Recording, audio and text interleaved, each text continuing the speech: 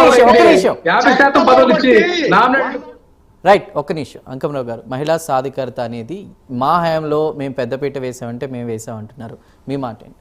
ముందుగా చందు గారు, సహజంగానే ఇలాంటి వేదికలో పంచుకునే సమయంలో ఎవరేం మాట్లాడుతున్నారు, ఎవరేం చేశారు అని చెప్పని 1000 కళ్ళతోటి చూస్తూ ఉంటారండి. మనం మాట్లాడేటప్పుడు పార్టీ తరపున మాట్లాడుతున్నామా లేకపోతే ప్రజల గురించి మాట్లాడుతున్నామా అని చెప్పిన అవగాహన రావాలి. ఈరోజు ఏ రాజకీయ పార్టీలైనా అలివిగాని హామీలు ఇచ్చి అధికారంలోకి వస్తున్నమాట వాస్తవం.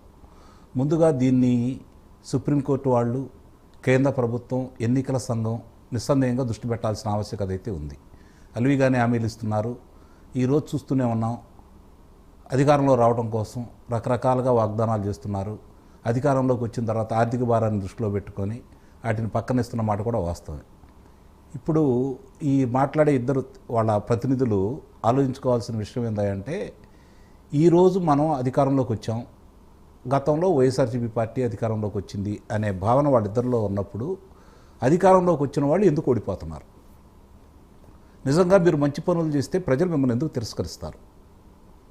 దీన్ని కూడా దృష్టి పెట్టాల్సిన ఆవశ్యకత ఉంది.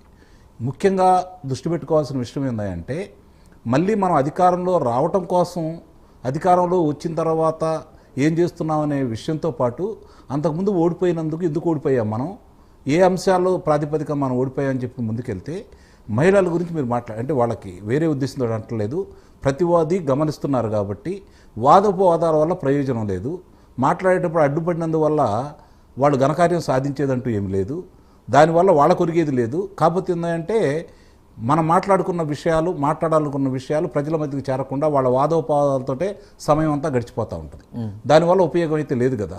ఇప్పుడు ఎవరి వల్ల మేలు జరిగింది, ఎవరి వల్ల కీడు జరిగింది అనే విషయాన్ని కనుక మనం దృష్టిలో పెట్టుకుంటే, భారతదేశంలో ముఖ్యంగా ఆంధ్రప్రదేశ్ కనుక మనం తీసుకుంటే 1983కు ముందు, అంటే నందమూరి తారక రామారావు గారు అధికారంలో రాకముందు ఏంటి, అధికారంలోకి వచ్చిన తర్వాత ఏంటనే లెక్క మాత్రం నిస్సందేహంగా ఉందండి.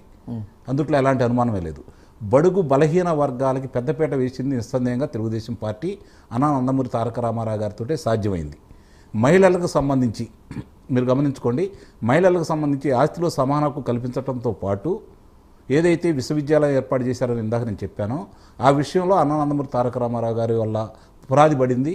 అది ఈ రోజుకి కొనసాగుతూ ఉంది. కేంద్రం కూడా దాన్ని తీసుకుని అమలు చేసి ఇప్పుడు దేశవ్యాప్తంగా అది అమల్లోకి రావడానికి కారణం ఆ రోజు నందమూరి తారక రామారావు గారు వేసినటువంటి పునాది. అలాగే డ్వాక్రా సంఘాలకు సంబంధించి చంద్రబాబు నాయుడు గారు ముందుకు తీసుకెళ్ళిన మాట వాస్తవమే. దానివల్ల ఎంతోమందికి మేలు జరిగిన మాట కూడా వాస్తవమే. అలాగే వైఎస్ఆర్సీపీ పార్టీ వచ్చేతలకి గతంలో జరిగిన స్థానిక సంస్థల ఎన్నికల్లో చాలామంది మహిళల్ని కార్పొరేషన్ చైర్మన్లు గాను, మున్సిపాలిటీ చైర్మన్లు గాను, అలాగే జిల్లా పరిషత్ చైర్మన్లు గాను వాళ్ళు కూడా నియమించడం కూడా జరిగింది. అందుట్లో ఎలాంటి సందేహం కూడా ఏమి లేదు. అదే కావాలని నేను అంటున్నాను. ఆ స్ఫూర్తి కావాలి. ఈరోజు తెలుగుదేశం పార్టీ వాళ్ళు మేము రేపు రాబోయే ఎన్నికల్లో 29 జనరల్ ఎన్నికల్లో 58 సీట్లు మహిళలకు కేటాయిస్తామని అన్నారు. దానికి చట్టంతో పనే ఉంది. చట్టమైందనుకోండి, దాన్ని అమలు చేస్తారు. చట్టం కానప్పుడు 175 నియోజకవర్గాల్లో 58 నియోజకవర్గాలు వాళ్ళు ఎలాంటిది ఎన్నుకుంటారు, ఏం చేస్తారనేది ఆ పార్టీకి సంబంధించినటువంటి విషయం. ఇక్కడ ఎవరో ఈరోజు పవన్ కళ్యాణ్ గారి విషయం తీసుకుందాము, సందర్భం లేకపోయినా కూడా చెప్తున్నాను నేను. పవన్ కళ్యాణ్ గారు ఈరోజు ఈ కూటమి ఏర్పడటానికి ఆయన ప్రధాన కారణం. 5 సంవత్సరాల ఒక ఆంధ్రుడిగా చెప్తున్నాను నేను, విశ్లేషకుడిగా కంటే కూడా ఆంధ్రుడిగా చెప్తున్నాను. 5 సంవత్సరాల పరిపాలన, వైఎస్ఆర్సీపీ పరిపాలన, 2014 నుంచి 2019 వరకు తెలుగుదేశం పార్టీ పరిపాలన, ఇప్పుడు కూటమి పరిపాలన మనం బేరీజు వేసుకోవాల్సిన ఆవశ్యకత అయితే నిస్సందేహంగా ఉంది.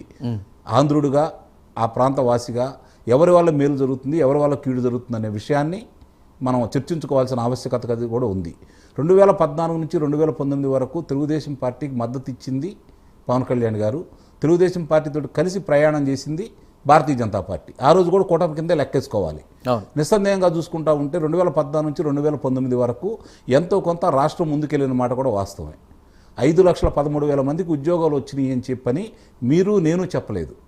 శాసనసభ సాక్షిగా ఆనాడు గౌతమ్ రెడ్డి గారు, పరిశ్రమల శాఖ మంత్రి గారు స్వయంగా చెప్పారు. అది రికార్డులో ఉంటుంది, మనం ఏం చెరిపేసేది కాదు. అది ఏ రోజు ఎవరు చూసుకున్నా కూడా తెలుస్తూనే ఉంటుంది.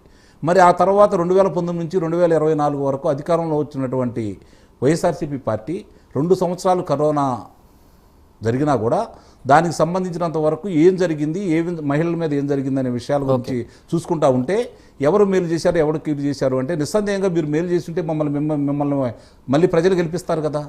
అందుట్లో అనుమానం ఏముంది?